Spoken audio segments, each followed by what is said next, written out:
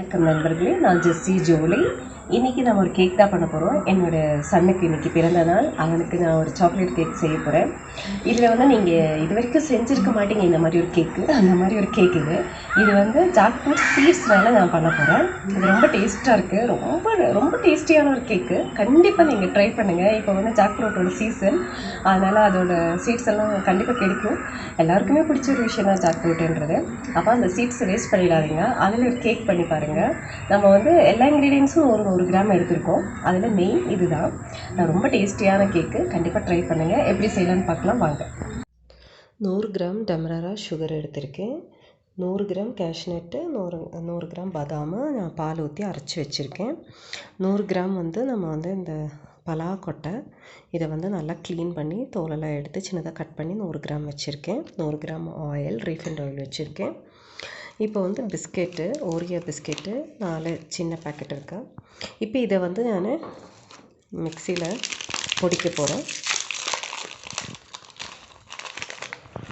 இதில் ஒன்றில் வந்து 4 பிஸ்கெட் இருக்குது. 4லுமே வந்து க்ரீம் இருக்குது. அந்த க்ரீம் நம்ம எடுக்கிறதில்ல, க்ரீமோடு போடுறோம். அப்போ சுகர் வந்து நமக்கு கம்மியாக தான் வரும். அதனால் இந்த 4 பேக்கெட்டு இதில் போட்டு நான் இதை பொடிச்சிட்டு எடுத்துகிட்டு வந்துடுறேன். ரெண்டாவது வந்து இது இந்த பலாக்கொட்டையும் சுகரும் ஆயிலும் ஊற்றி அதையும் நான் தனியாக அரைச்சிட்டு வந்துடுறேன். ஓரியோ பிஸ்கெட்டு இப்போ நல்லா பொடிச்சிட்டேன். இப்போ இது வந்து 100 கிராம் இருக்குது. 4 பேக்கெட்டு, ஒரு பேக்கெட்டில் 4 பிஸ்கெட்டு. க்ரீமெல்லாம் அப்படியே போட்டு தான் பொடிச்சிருக்கோம். அதனால் இது நல்லா ஸ்வீட்டாக தான் இருக்கும். நம்ம சுகரும் 100 கிராம் தான் எடுத்துருக்கோம். அதனால்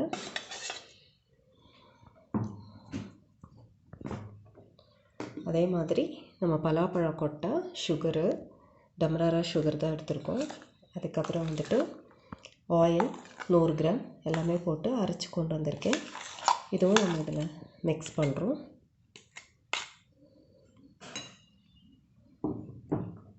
அதே மாதிரி 100 கிராம் பாதாம் பருப்பு ஊற போட்டு தோல் எடுத்து அரைச்சிருக்கேன். அதே மாதிரி 100 கிராம் கேஷ்நட்டு அரைச்சிருக்கேன்.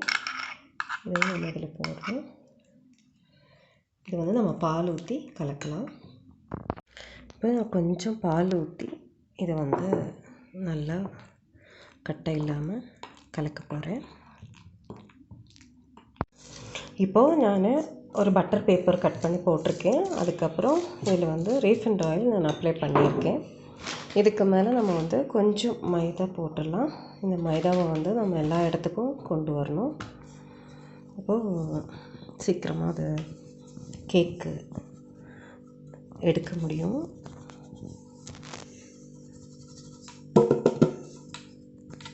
இப்போது இதில் எல்லா இடத்துலையும் மைதா பிடிச்சிருக்கு. இந்த மாதிரி நம்ம மாற்றி வச்சுக்கலாம். இனி இதில் வந்து நம்ம வெண்ணிலா எசன்ஸ் வந்து ஒரு ஸ்பூன், இனி வந்து ஒரு பிஞ்ச் சால்ட் தேவை.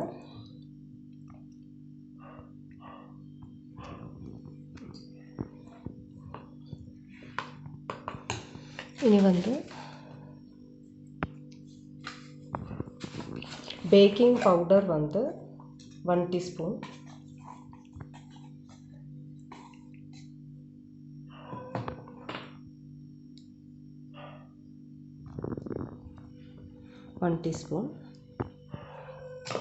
இப்போது இதை வந்து நல்லா மிக்ஸ் பண்ணிக்கணும். மிக்ஸ் பண்ணி நம்ம இந்த டின்னில் ஊற்றிடலாம். இப்போ இது நல்லா கலக்கிட்டேன். இது நம்ம வந்து இந்த டின்னில் ஊற்ற போகிறோம். டின்னில் ஆஃப் தான் இது வரணும். நான் ஆஃபுக்கு மேலே இது நல்லா பொங்கும். அதனால் ஆஃபு வரணும். அதுக்கு மேலே நம்ம வந்து இடம் இருக்கணும்.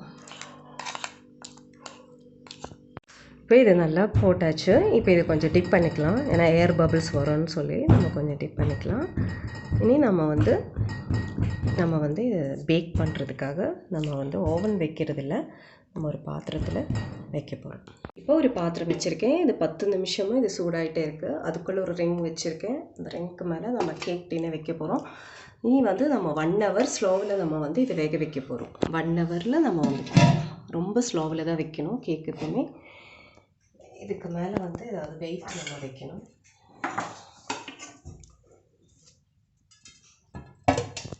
ஒன் ஹவருக்கு அப்புறம் பார்க்கலாம். இப்போ இது நல்லா வெந்துருச்சு. நான் வந்து 1 ஹவர் 15 மினிட்ஸ் போட வேண்டியதாக போச்சு. 1 ஹவரில் அது வேகலை. இப்போ நல்லா வெந்திருக்கு. கேக்கு ரெடி ஆயிடுச்சு. நம்ம கேக்கு டின்னிலேருந்து வெளியே எடுத்துட்டோம். நம்ம கொஞ்சம் நோட்டல்ல போட்டு இது சாக்லேட் கேக்காக பண்ணுறோம். மேலே வந்து ஒரு கோட்டிங் கொடுத்துட்டு நம்ம ஃப்ரிட்ஜில் வச்சிடலாம் கொஞ்ச நேரம். அதுக்கப்புறம் கட் பண்ணி சாப்பிடலாம்.